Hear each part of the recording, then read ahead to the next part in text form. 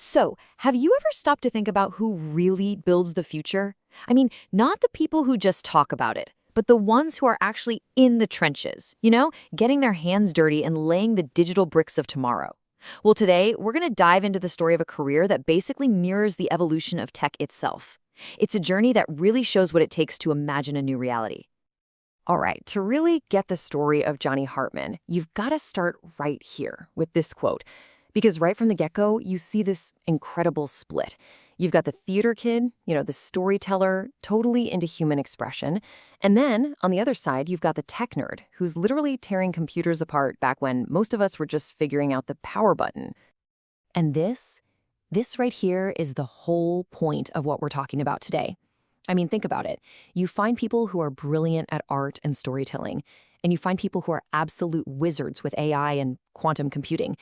But someone who's truly, deeply fluent in both of those worlds, that is unbelievably rare. That's what you call a unicorn.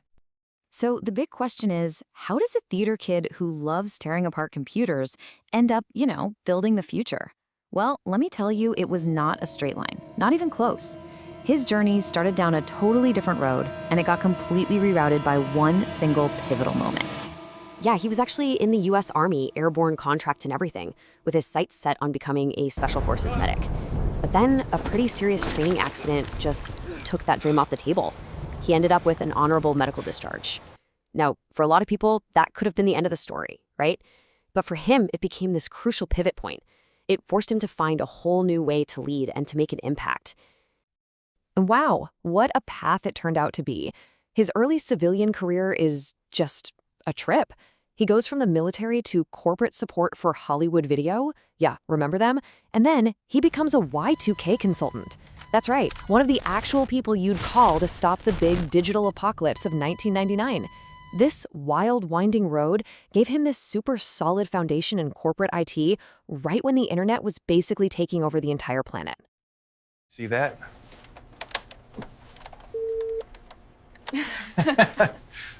It worked. So having that solid, real-world IT foundation really set the stage for what came next. He basically shifted from fixing the problems of the present to actively building the world of the future and working on technologies that, honestly, most of us are only just now starting to get our heads around. Okay, now this is where things get really interesting. Look at the timing here. We're talking as early as 1996, he signs a 10-year NDA with Microsoft. So while a lot of people were just starting to hear buzzwords like social robotics, Johnny was already deep in the weeds, exploring early AI, visual recognition, and something called affective computing, which is basically teaching computers how to understand human emotions. He wasn't just following trends, he was one of the handful of people actually creating them from the very beginning. And while all that secret future tech stuff was happening, his day job was, well, it was intense. As a senior network engineer for a major international airline, he was handling these incredibly high-stress, mission-critical projects. We're talking things like implementing secure, encrypted communications for government agencies. I mean, can you even imagine the pressure? Knowing those systems have to work flawlessly, no exceptions. That kind of experience just forges this deep, deep understanding of security and what mission-critical really means. So from there, he steps into this truly visionary role. He becomes the technology evangelist for the Digital Universe Foundation, and their goal? Whoa, it was audacious. They wanted to build a 3D web, a visual, interactive home for all human knowledge. And you have to remember, this was way before Google Earth. The very idea of a 3D, data-heavy model of the planet, that was just pure science fiction to most people back then. And just to be clear, this was no garage startup. Just look at the partners he was bringing to the table. He's working with NASA, using their blue marble data to visualize the Earth. He's working with MIT on semantic web strategies, which is a fancy way of saying they were making data understandable to computers, not just people. He even worked with the former head of FEMA. The whole mission was about taking abstract, complex data and turning it into something powerful, visual, and intuitive. So after all those years of deep tech work, that decade-long NDA is finally up. It's 2006, and he founds I Have Robots. This was his media lab, the place where he could finally bring his two halves together, the artist and the technologist, and use that combination to pioneer a totally new way of telling stories for some of the biggest brands on the planet. So, the key concept you've got to wrap your head around is this thing called transmedia. It's pretty simple, really. It's the idea that some stories are just too big for one screen. A story can live and breathe across a movie, a video game, a website, and each one of those pieces adds a new, unique layer to the world. You're not just adapting a story for a new platform, you're expanding its universe. And this wasn't just some marketing buzzword he came up with. His expertise was totally academic. He actually developed and taught university master's courses on this exact subject. In fact, what you're seeing here is a graphic from one of his courses at Portland State, where he's breaking down the fundamental principles of modern storytelling for the next generation of creators. Okay, but the real question is, does all this theory actually work in the real world, like for a business? Well, let's just look at the numbers.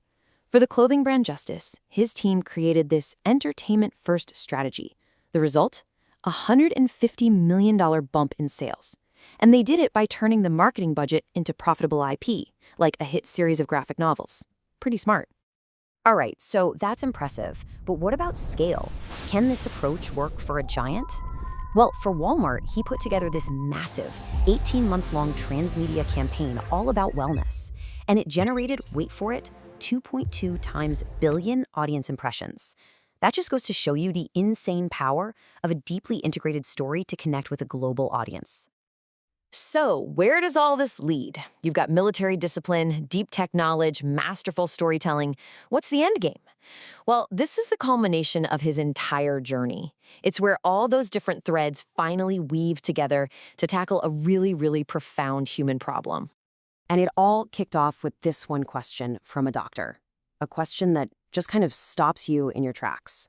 How do you put somebody who just woke up from a coma in VR? I mean, just think about that. It's a challenge that is so technical, but also so incredibly human. And that question set him off on a whole new mission.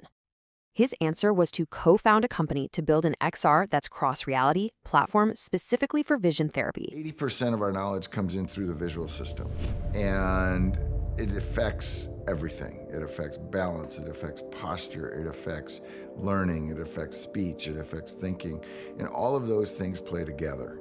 The visual system's disruption, especially following a concussion or any of the above things that have a neurological assault on the brain, that it's like a cyber attack, and you don't know how much damage is being done. You don't know where the damage is coming from. You don't know what is in your processing. You just know something is off. And this isn't just a concept. It's groundbreaking work being used in clinical trials right now to help patients who are recovering from traumatic brain injuries. They're using immersive tech to literally revolutionize rehabilitation. So here's how it works, in a nutshell. It takes proven, medically backed science for vision therapy, and it merges it with the creative horsepower of real-time animation, like what you'd find in a video game engine. The result is this incredibly immersive experience that can actually help retrain the brain. It's the perfect synthesis of his entire career, right? Technology and storytelling working together for human wellness. So, okay, after a career on the bleeding edge of AI, 3D worlds, and XR, you have to ask, what could possibly be next? Well, you can bet Johnny is already looking way down the road at the next massive technological shift that's heading our way. Through his research institute, SDNI, he's still working right at that crossroads of human-computer interaction, neurology, and AI. But he's also preparing for the quantum revolution, specifically for something a lot of people are calling Q-Day. Quantum-ready network security.